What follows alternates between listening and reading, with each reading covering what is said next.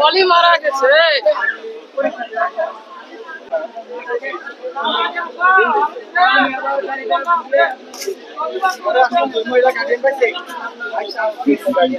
ইপিজেটের সামনে এই drum truck আর হচ্ছে অটোতে অ্যাক্সিডেন্ট করছে। বাচ্চাটা মা মারা গেছে, আরেকজন মহিলা মারা গেছে। বাচ্চাটা ময়মনসিংহ অনেকক্ষণ যাবত আমরা খোঁজাখুঁজি করার পরে একজনকে পাইলাম। আপাতত এই পর্যন্তই। বাচ্চার নাম আরশ, উচ্চগ্রাম নাম, থানা উপজেলা আমরা বিস্তারিত ঠিকানা জানি না। ওই দুই ভাই আছে, উদয় আরেকজন, ওনারা মিলে নিয়ে আসছে। ওনাদের পিছনে পিছনে দেখে আমি আসছি। দুইজন তো মারা গেছে দেখলাম, আর আহত চারজন আহত চারজন।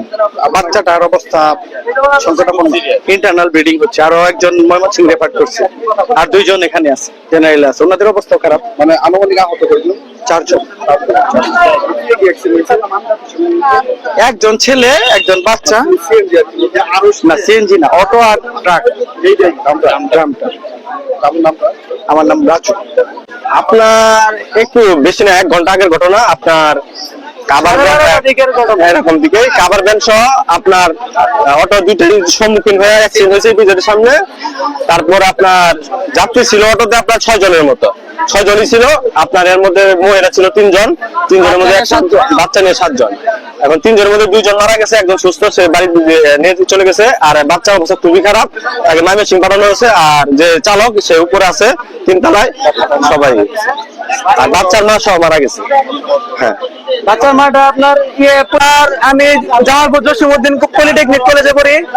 আমার আজকে 2টা দিকে পরীক্ষা ছিল, মিড টার্ম পরীক্ষা। আমি রাস্তা দিয়ে আসছিলাম, তখন ওরা আপনার অটোতে করে, আপনার অটো ভ্যানে করে আপনার ওই বাচ্চাটা যে আসছিল ওর মাটারে নিয়ে আসতেছে। তারপর আমি আবার আপনার সরাসরি হাসপাতালে এসে পড়ি, সিট বুকিং দেওয়ার জন্য হাসপাতালে আসি। তো ওই জায়গায় দিয়ে যে বাচ্চাটা ওই জায়গায় শুয়ে রাখছে। তো আমি ওই বাচ্চাটার অবস্থাটা খুব খারাপ দেখে আমার সাথে বাইক আসছিল, আমি বাইক দিয়ে সাথে সাথে ওরে উঠায় বলছি যে তুই বাচ্চাটারে শুধু ধর। উঠায় আমি সরাসরি জানালে আইনা পড়ি। তারপরে বাচ্চাটা মোটামুটি ভাবে বাচ্চাটা জীবন আছে, এখন আছে। বাচ্চাটারে আমরা ময়মনসিংহ পাঠানো হয়। তারপরে যে বাচ্চাটার মা ছিল, বাচ্চাটার মাটা মারা যায়, তখন পর্যন্ত মনে হয় জীবন আছিল। তারপরে এই যে হাসপাতালে আসছে, বাচ্চাটার মাটা ইন্তেকাল করে।